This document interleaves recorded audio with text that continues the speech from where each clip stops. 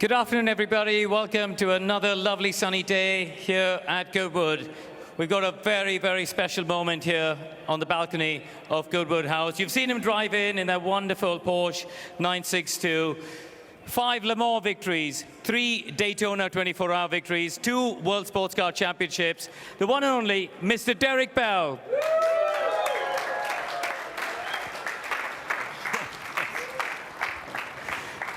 Lovely to see you here today, Derek. And well, first of all, your journey into motorsport, I don't think a lot of people will know this, began here at Goodwood as a marshal, I believe. Yeah, just over. Oh, yeah, just over there. Yeah, I used to marshal with Bognor Motor Club and Chichester Motor Club, and so I used to go up to anywhere I could get close to a race car. So, and I was marshalling the day when Sterling had his crash, so in '62. And that morning, I'd helped him push a handicap lad around inside. Say, "Can you give me a hand, old boy?" And I was pushing this chap around, and that was my first meeting with Sterling, who was my hero. Wow, that's quite something. You're a hero to so many people. We just heard David talking to some people who were at Le Mans, watching you race in the crowd here today. Let's talk about when you got racing. Your first race was also at Goodwood, I believe, in a Lotus 7. Yeah, 1964. A great friend of mine, John Penfold from near Arundel, and he and I got together, and he said, "Come on, you want to go racing? I want to go racing." So we built a Lotus 7, and we finished it on the evening of March the 12th, and we raced it at Goodwood on the 13th in piddling rain, and somehow I won it. And I don't remember overtaking anybody, but I did win it, and Jackie Oliver wasn't there to screw that up, so it was absolutely phenomenal. You moved through the categories, and you were in Formula 2, you're getting podiums. You were there on that day when sadly Jim Clark got killed at Hockenheim.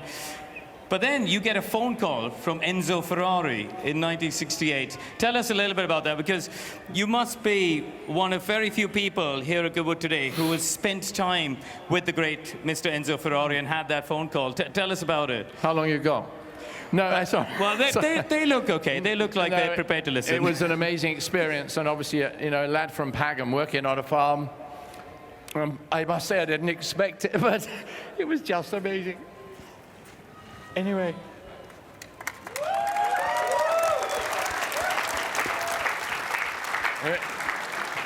It's weird because so much has happened over the years, and I think getting to know Enzo Ferrari was something special because everybody talks about him as this evil man. But actually, I had an amazing experience with him, if you know what I mean, in the nicest way. And he used to take me out to dinner, and he was just polite to me and respected me. I think he thought I was somebody for the future. And then in the middle of the second season, he just sort of said, "That's it, we're stopping racing." So Jackie Hicks, myself, Chris Amon were just out of a drive. And that was it, he pulled away. And I sort of came home and went, well, that's it, 1968, 69, that's my racing career over with. But I'd never have missed that for the world, because it was probably the greatest experience of my life to race for the greatest man in the world.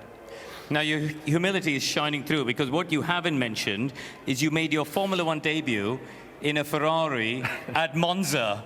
Now, there's very few people on this planet who can even relate to that, being a Ferrari driver at Monza for your first ever race. How did you feel just lining up in amongst the Tifosi there and the expectations of the home Ferrari fans? Well, I think it started when he said to me, because I'd done well in Formula 2, I won the second race in Holland, and he said, "We want to put you in a Formula 1 car." So I went to the test track, and of course I remember Mauro Forghieri did up the seat belts, and he said, "If you crash the car, it's the last time a red car.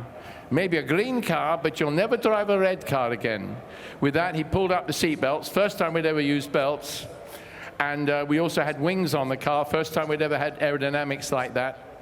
And so I go off to do my laps. And as I go around the first long, fast bend at Modena, there was Enzo sitting in his 2+2 watching me. And it was piddling with rain. And I thought, oh, no, I just don't need the old man watching me. Because how fast do you go? Anyway, that was the beginning. The next thing is I'm in the old Gold Cup at Alton Park. And then, of course, we came to the Italian Grand Prix. And I qualified 8th. Chris Amon was on the front row with one Ferrari, Jackie Hicks on the second row, and I was on the third row next to Jackie Stewart. So I was quite impressed with my performance, although I didn't really think of it because I should have been on the front row. And I think it's fair to say that your sports car career is what you're really known for to most fans along the world. I mean, I know as a kid growing up, Group C sports cars, one name came to mind, and that was yours. And you had an amazing time. We've talked about Ferrari. You were the only one who stayed with Porsche throughout their time in the Group C era. Yeah. Could you share some of the memories of your time at Porsche?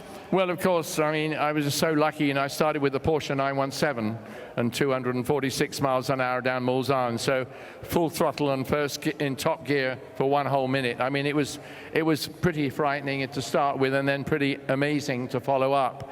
And of course, I drove with the most wonderful drivers in the world and got to know Jackie Ickx very well during that period. Can I just pause you there? Yes. Here's a sign of respect, ladies and gentlemen. Jackie Ickx is down in the crowd amongst you to witness this moment. That's a respect from one great Le Mans legend to another. And of course, up here, I'm going to pull them up, your former teammates, Jackie Oliver, David Brabham, and Tom Christensen, race winners at Le Mans, of course, Le Mans legends also Thanks, here bless you. for this wonderful moment to celebrate. Thanks, man.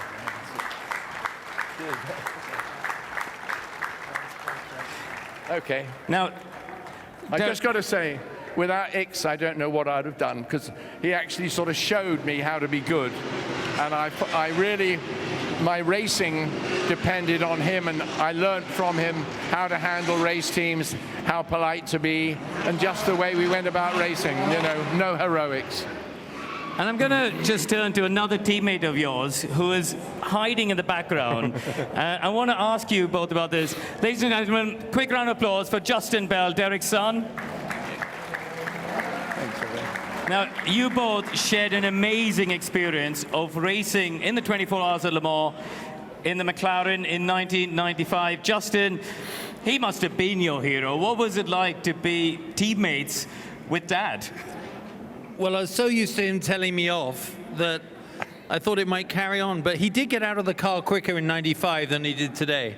But no, to race with your dad, who's your hero, on a track where I saw him win 5 times before that, I mean, it was the crowning moment of my life. So yeah, we're still here now. So it's amazing.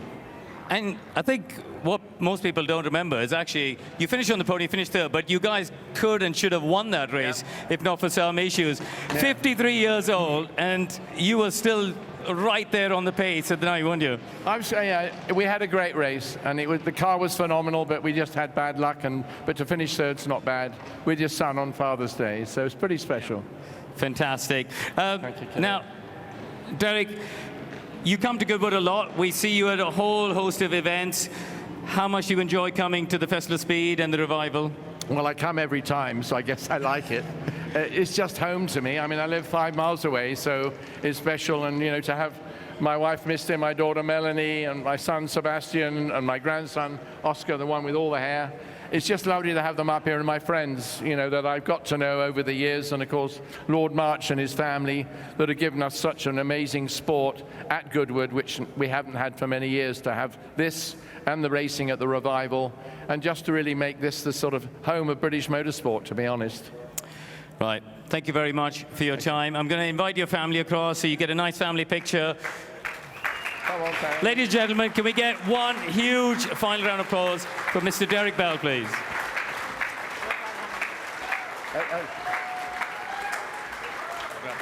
Oh, thanks.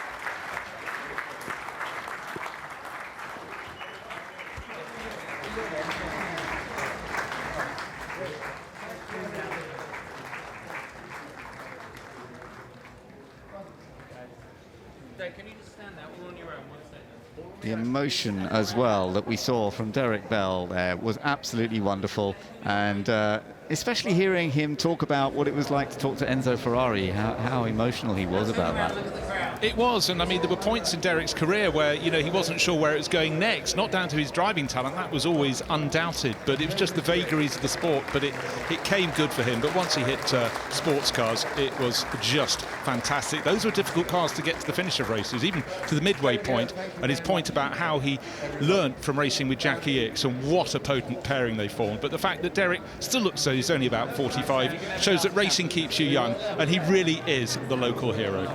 Yeah, wonderful to see, Derek, and the celebration continues for a little bit longer.